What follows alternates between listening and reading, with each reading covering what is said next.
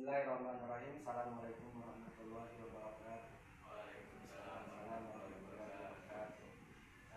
Teman-teman semuanya, di sini kita akan sama-sama belajar, sama-sama untuk mendengarkan makna dan tafsir amali dari surah Fussilat ini, ayat pertama sampai seterusnya. Nah, di sini teman-teman semuanya, saya akan coba memberikan sedikit tafsir ataupun kajian kandungan isi dari tafsir amali surah Fussilat ini. Baik, langsung saja untuk mempersingkat waktu, saya mulai. A'udzubillahi minasyaitonirrajim. Bismillahirrahmanirrahim. Hamim. Hamim ini teman-teman bisa kita tahu dan bisa kita kaji arti penjelasannya pada Al-Quran tafsir jilid pertama tentang keterangan arti dari Fawatir As-Suwar ya. Nah, kalau menurut beberapa ilmuwan ataupun para imam dengan beberapa kategori mazhabnya, arti dari hamid ini, ha ini diartikan sebagai makna dari para malaikat. Kemudian mim ini diarti khususkan kepada baginda Rasulullah SAW, yakni baginda Nabi Muhammad SAW. Kemudian ayat kedua, tanzilun minarrahmanirrahim. Tanzilun diturunkan min dari Ar-Rahman Maha Pengasih, Ar-Rahim Maha Penyayang. Artinya diturunkan dari Tuhan yang Maha Pengasih, Maha Penyayang. Artinya yang diturunkan ini bahwasanya Al-Quran kalamullah. Nah, di dalam tafsir penjelasannya ini menerangkan bahwasanya Al-Quran ini tentu berasal dari Allah yang Maha Pengasih dan Nabi Maha Penyayang. Nah, bagaimana Al-Quran ini bisa menjadi pedoman dan juga pegangan dalam segala bentuk tindakan dan aktivitas kita sehari-hari? Pengaplikasiannya Al-Quran ini tentu bisa kita amalkan dalam rutinitas kita, baik dalam bentuk beramal, hubungan dengan sesama, hubungan dengan orang banyak, yaitu pedoman kita tetap akan berpegang teguh terhadap Al-Quran. Al-Quran ini berasal dari Allah yang Maha Pemurah lagi Maha Penyayang. Pernyataan ini mengandung maksud bahwa Al-Quran diturunkan kepada manusia sebagai tanda bahwa Allah Maha Pemurah dan Maha Pengasih kepada hamba-hambanya. Al-Quran bagi manusia dapat diibaratkan sebagai obat bagi orang yang sakit guna menyembuhkan penyakitnya. Manusia sangat menginginkan kebahagiaan hidup di dunia dan akhirat. Mereka tidak mengetahui jalan yang harus ditempuh untuk mencapai keinginan itu. Karena sifat Maha Pemurah dan Maha Penyayang kepada hamba-hambanya itu, Allah menurunkan petunjuk ke jalan yang dimaksud sehingga manusia mencapai keinginannya itu. Petunjuk-petunjuk itu terdapat di dalam Al-Quran yang diturunkannya kepada Nabi Muhammad SAW dengan firman-Nya Allah, dan kami tidak mengutus engkau wahai Muhammad melainkan untuk menjadi rahmat bagi seluruh alam. Maksud pernyataan bahwa Nabi Muhammad SAW diutus ke dunia merupakan rahmat bagi semesta alam. Ialah Allah mengutusnya untuk menyampaikan agama semesta ini kepada manusia. Agama Allah itu merupakan rahmat bagi manusia, dan pokok-pokok agama Allah itu terdapat di dalam Al-Quran. Jadi yang menjadi rahmat utama itu ialah Al-Quran, firman Allah yang mengatakan, dan sungguh Al-Quran ini benar-benar diturunkan oleh Tuhan bagi seluruh alam melalui perantaraan malaikat Jibril kepada baginda Rasulullah SAW, dan di dalamnya, wahai Muhammad, hatimu agar engkau termasuk orang yang memberi peringatan dengan bahasa Arab yang jelas. Dan sungguh Al-Quran itu disebut dalam kitab-kitab yang terdahulu. Surah Asy-Syu'ara ayat 20 surah ke-26 ayat 172 sampai 167. Di sini teman-teman semuanya kita bisa mendapatkan pemahaman tentang makna yang lebih jelasnya tentang sejarah bahwasanya Al-Quran itu diturunkan untuk siapa dan buat siapa. Tentu di dalam penjelasan surah ini, ayat ini, surah Fussilat ini ayat kedua, bahwasanya Al-Quran ini diturunkan secara berangsur-angsur dan tertulis dalam bentuk bahasa Arab. Sehingga kita bisa memahaminya dengan mudah, dan termasuk cara mengamalkannya itu tentu sangat sulit bagi kita. Maka dari itu kita perlu berusaha dan terus mengembangkan, mengamalkan apa yang ada di dalam kandungan ataupun aturan-aturan yang menjadi hal bagi kita semua untuk pengamalannya kepada orang-orang yang sangat membutuhkannya. Kemudian kita lanjut ke ayat selanjutnya, ayat ketiga, kitabun fussilat ayatuhu Qur'anan Arabiyyan liqaumin ya'lamun. Kitab Fussilat dijelaskan ayatuhu, ayat-ayatnya, Qur'anan bacaan Arabiyyan bahasa Arab, liqaumin bagi kaum ya'lamun, mereka mengetahui. kitab dan ayat-ayat ini dijelaskan bacaan dalam bahasa Arab untuk kaum yang mengetahui. Nah, penjelasannya, Al-Quran diturunkan kepada baginda Nabi Muhammad SAW terdiri atas ayat-ayat. Ayat-ayat itu diterangkan satu persatu dengan jelas. Setiap ayat dipisahkan dalam ayat-ayat yang lain dengan tanda-tanda yang jelas pula. Ada permulaan dan akhir dari tiap-tiap surah, isinya bermacam-macam petunjuk.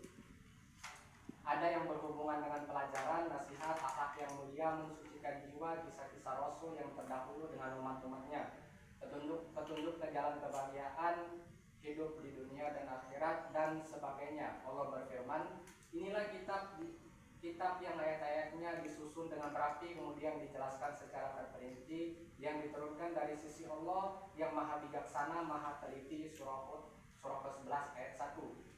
Diterangkan pula bahwa Al-Quran diturunkan berbahasa Arab, bahasa ibu dari Rasul yang menyampaikannya, dan sesuai pula dengan bahasa yang digunakan oleh bangsa yang pertama kali menerimanya. Dengan demikian, Al-Quran itu mudah dipahami kandungan dan maksudnya oleh mereka, dan dengan mudah pula mereka menyampaikan kepada bangsa-bangsa lain di seluruh dunia. Nah, teman-teman semua, sebagian dari penjelasan ini dapat kita kaji dan mengambil pemahaman juga, bahwasanya yang terkandung di dalam Al-Quran itu merupakan banyak nasihat tentang akhlak, petunjuk. Tentu karena Al-Quran itu sebagai pegangan dan pedoman kita hidup di dunia ini, segala sesuatu baik dalam bentuk petunjuk, obat-obatan, ilmu, dan juga nasihat itu semua sudah terdapat dan sudah dijelaskan di dalam Al-Quran itu sendiri. Nah, kemudian kita lanjut ke penjelasan selanjutnya. Al-Quran itu mudah dipahami kandungan dan maksudnya. Al-Quran itu juga dapat mempermudah pula mereka menyampaikan kepada bangsa-bangsa lain, dan juga mempunyai bahasa ibu, bukan bahasa ibu bangsa-bangsa lain di seluruh dunia yang mempunyai bahasa bukan bahasa Arab. Allah berfirman, dan kami tidak mengutus seseorang Rasul pun melainkan dengan bahasa kaumnya agar dia dapat memberi penjelasan kepada mereka. Surah Ibrahim, surah ke-14 ayat 4. Pada akhir ayat ini diterangkan bahwa Al-Quran itu berfaedah bagi yang mengetahui dan memahaminya. Tentu teman-teman semua kita sama-sama mengetahui bahwasanya Nabi dan Rasul itu diutus kepada setiap kaumnya dengan memiliki bahasa tersendiri agar dapat dipahami dan mudah dimengerti oleh kaum-kaumnya itu sendiri. Nah, kemudian Al-Quran itu tentu teman-teman kita jadikan sebagai pegangan kita dalam segala bentuk aktivitas kita sehari-hari, baik dalam bentuk beribadah, hubungan ukhuwah kita, memperkuat tali silaturahmi kita, tentu semuanya itu memiliki aturan dan memiliki adab sopan santun. Nah, kemudian Al-Quran membandingkannya dengan ajaran-ajaran yang lain serta menyerap ajaran dengan pengetahuan yang telah ada pada diri mereka. Mereka itu yang dapat memahami dan menyelami rahasia dan petunjuk Al-Quran. Nah, jadi Al-Quran ini sudah mengkiaskan dari beberapa sejarah, dari sejarahnya Nabi Adam sampai ke Nabi terakhir, yaitu Nabi besar Muhammad SAW.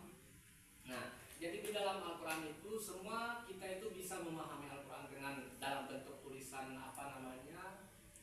tulisan bahasa Indonesia, ataupun bagi teman-teman kita itu yang belum bisa mengaji itu nanti ada lafaz Al-Quran itu bisa kita tulis dalam bahasa Latin ya, bahasa Latin. Nah, itu salah satu cara kita untuk memahami isi kandungan Al-Quran itu sendiri bagi teman-teman ataupun orang-orang yang belum mampu membaca Al-Quran dengan yang berlafaz bahasa Arab. Nah, terus atau mengutamakan pangkat dan kedudukan tidak akan dapat menyelami dan memahami isi Al-Quran. Nah, jadi teman-teman, adab sopan santun kita di dalam memahami dan membaca Al-Quran itu tentu ada aturannya yang dimana tertulis di dalam Al-Quran itu sendiri, la yamassuhu illal mutahharun, tidak boleh menyentuh Al-Quran itu terkali dalam keadaan bersuci. Nah, bagi orang-orang yang ingin memahami Al-Quran itu sendiri, kalau dia lebih mementingkan kedudukan dan juga pangkat itu, maka mereka tidak akan bisa mendapatkan pengetahuan di dalam Al-Quran karena mereka memiliki rasa egois terhadap Al-Quran. Apa maknanya kepemimpinan dan lain sebagainya, mereka lebih mementingkan kepribadiannya, mutlak untuk kepribadiannya. Nah, kalau tujuan kita untuk menyelami dan memahami isi dari Al-Quran itu sendiri dengan tujuan atas dasar kemaslahatan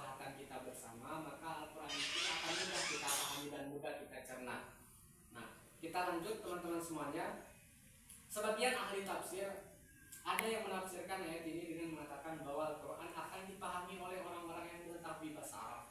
Karena bahasa Arab itu adalah bahasa yang paling luas, lengkap dan dalam maknanya serta mudah mempengaruhi jiwa.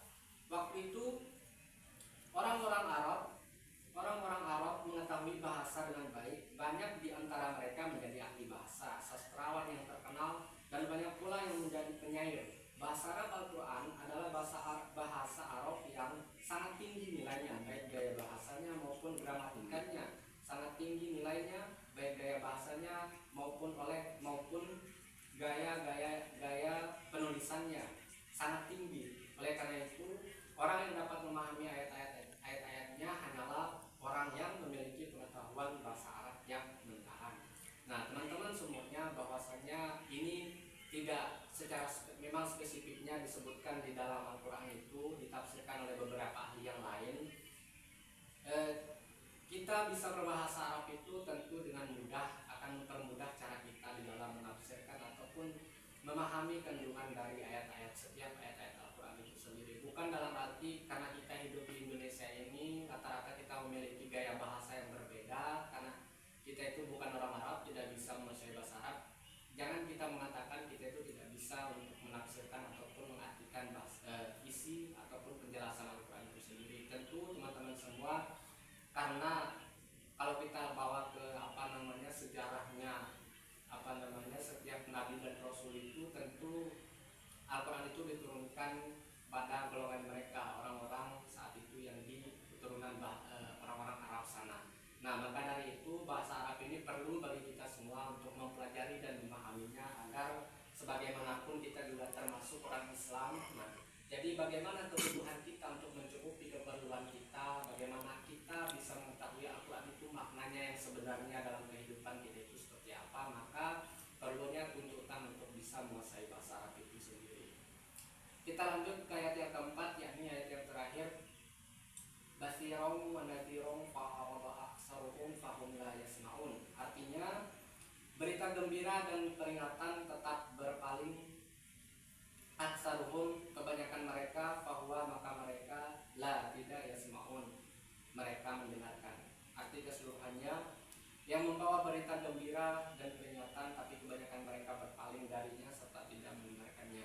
Nah, kemudian penjelasannya, ayat ini menerangkan bahwa Al-Quran membawa berita gembira bagi orang-orang yang mengamalkan petunjuknya. Ia juga membawa berita yang menakutkan bagi orang-orang yang mengingkarinya. Orang yang mengikuti petunjuknya akan memperoleh kenikmatan hidup di dunia dan akan dimasukkan ke dalam surga yang penuh kenikmatan di akhirat. Sedangkan orang yang mengingkarinya, yang mendustakan ayat-ayatnya, akan memperoleh kesengsaraan yang tidak terhingga di akhirat nanti. Sekalipun demikian tujuan dan isi Al-Quran, namun orang-orang musyrik tetap tidak mengacuhkannya, bahkan mereka menyombongkan diri, tidak mau mendengarkan apalagi mengikuti petunjuknya. Nah, teman-teman semua, di penjelasan ayat yang terakhir ini kita semua tahu dan memiliki pemahaman masing-masing bahwasanya di dalam Al-Quran itu sudah dijelaskan berita gembira bagi orang yang senantiasa mengamalkan petunjuknya, amalan-amalan yang sudah disuri teladani oleh Rasulullah di dalam Al-Quran itu, maka balasannya nanti akan setimpal dengan perbuatannya.